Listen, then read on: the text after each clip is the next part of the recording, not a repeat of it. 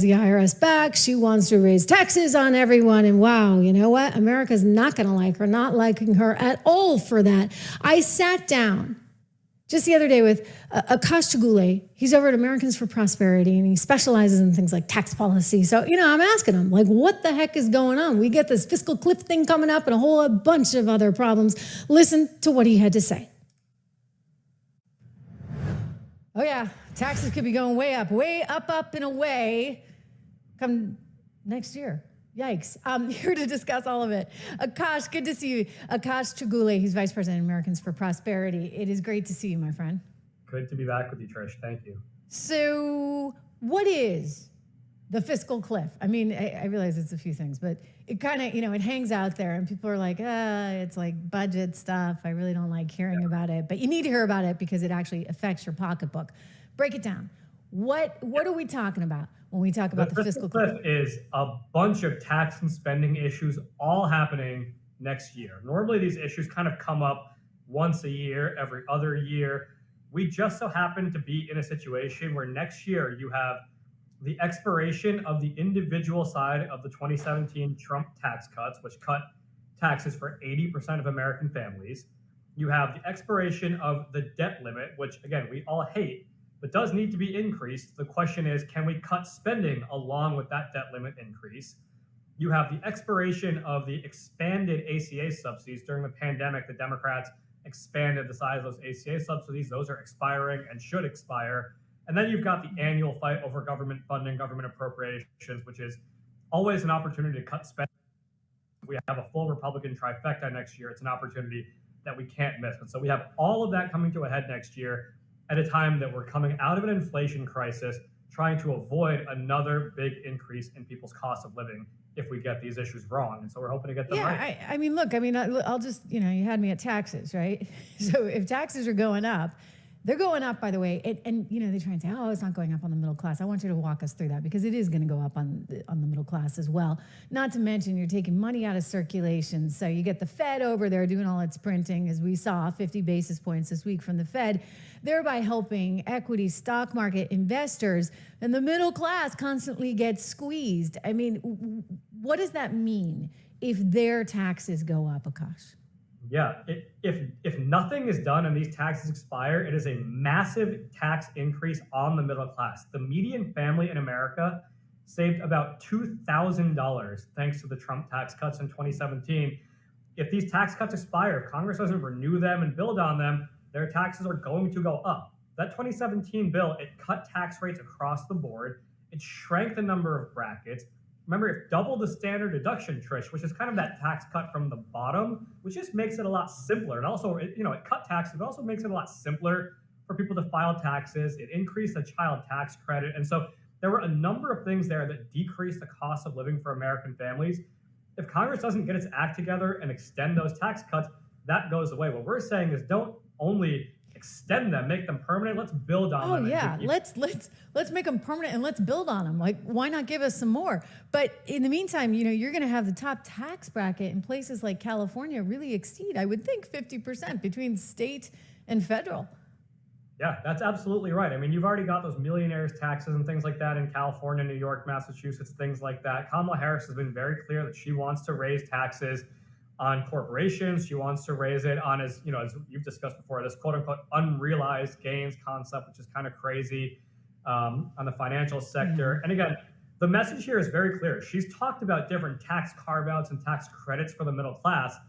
Those are not tax cuts. Those are tax expenditures where you're kind of picking winners and losers based on political constituencies. The 2017 tax bill cut taxes across the board. That's what we want to make permanent, a tax code that's fair, flat, neutral for everyone. I want to talk to you a little bit more about Kamala's proposals, but before I do, I know that this is, front and center on your mind, of course, as it always is, but you have a big shindig going on in D.C. where you're getting everybody together and you're going to try and focus on these issues. This is the AFP Capital Conference. Tell me about what's happening. Yeah, so as folks probably know, AFP is the largest conservative grassroots organization in the country. We have state chapters, state directors all over the country, 37 states. We're active in all 50 states. What we're doing is bringing those state directors, those state leaders to Washington next week to meet with their members of Congress and their staff. We have over 200 meetings, 120 some with members, And we're kind of bringing that Washington voice and also that grassroots voice. The people that watch your show, listen to your show, Trish, they don't have time to come to Washington to meet with their lawmakers. And frankly, they're better off staying out of the Beltway. Our state directors, our grassroots advocates, we do this work so they don't have to. That's what we're doing. We're flying. I want to actually shout, and we thank you for that. It's commendable because we need that representation in Washington. We really do. And you are working on behalf of the grassroots level. AFPHQ, it stands for headquarters. So AFPHQ.org. If anyone watching this show wants to get involved, if you want to know more about it, I really encourage you because you know what? We all have a voice in this.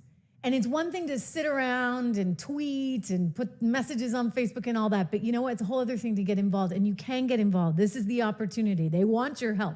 AFPHQ.org. So exciting stuff that you've got going on. Unfortunately, some scary stuff, right? As we, again, talk about this upcoming fiscal cliff.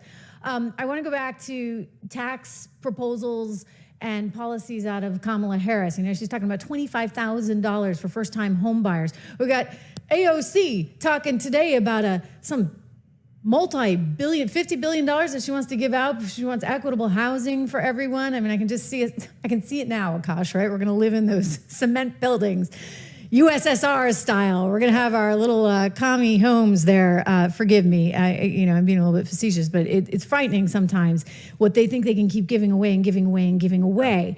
If you're trying to curb inflation, do you really think $25,000 for first-time home buyers is the answer? Or is that actually just going to send home prices up, especially for first-time home buyers by $25K a piece?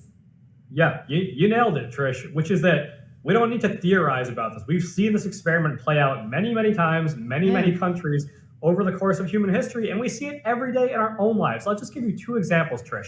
Higher education and healthcare. Yes. Those are two industries that see government as a never-ending source of revenue, and therefore they never need to improve their quality, and they can keep jacking up prices because the taxpayers are always there to foot the bill. If we start doing that to the price of homes, we are in big trouble. She wants to do it for homes. She wants to do it for childcare. She wants to do it, for all kinds of things. The great irony of which is, Trish, she cast the deciding vote in the Senate to raise costs in the first place with the American Rescue Plan Act, the Inflation Reduction Act, using air quotes.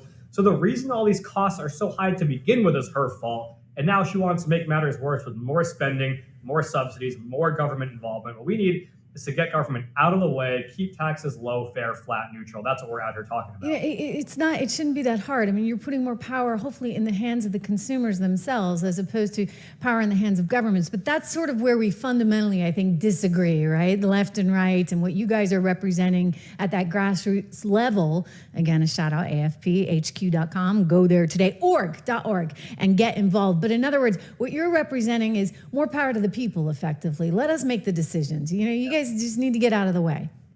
Yeah, and that's worked throughout the history of our country, right? Individual liberty, free markets, free enterprise. We have a lot of people questioning these values, a lot on the left, even some voices on the right. We really do need to get back to basics, Trish. We just saw 4 years of failed Bidenomics, big government, big spending, big regulation do harm not just to a certain class of Americans, the middle class, lower income folks, all Americans are bearing the brunt of this. And so I think now's as good a time as any, especially for conservatives that listen to your show, to get involved. Let's get back to basics and spread the message in Washington, in your communities, on doorsteps and phone calls all across this country, because we need it more than ever. I believe it. I really believe people really need to take some ownership here. Let me just ask you, I'm curious, does it ever feel like herding cats, though? So right now, you go to Washington, D.C., and you get all these lawmakers.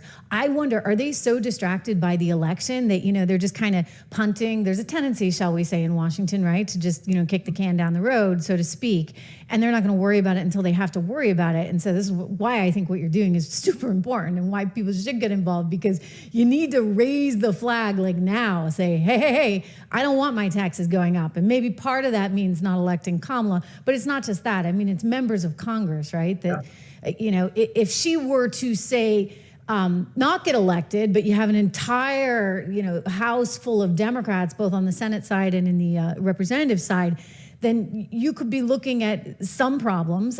If she gets elected and the Democrats had a clean sweep, then you've got more problems.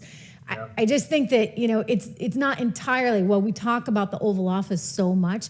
It's also what's happening at the congressional and Senate level. Yeah, and Trish, it's even Republicans that agree with us on the issues. The knowledge gap is just very big right now. You had a lot of members of Congress who weren't there in 2017. They never voted for those Trump tax cuts. Their staffs are new and they're young. The number one way they can get the message clearly is to hear it from their constituents. Call your congressman, tell them the tax cuts matter and you want them extended and made permanent. That's a very simple message. You like the even tax if you're a cuts, Democrat. you want them to stay. Yeah.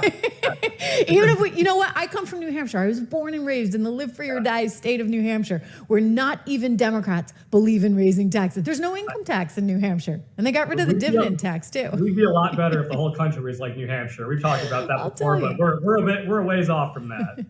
Akash, it is so good to see you, my friend. I do. And everybody who's watching, do me this favor right now. Go to afphq.org. Get involved. Put some pressure on these guys. You don't want your taxes going up. Akash, I'll see you soon. Thanks, Trish. Yeah, you know what? And they're going up. They're going up. Let me get rid of our graphics.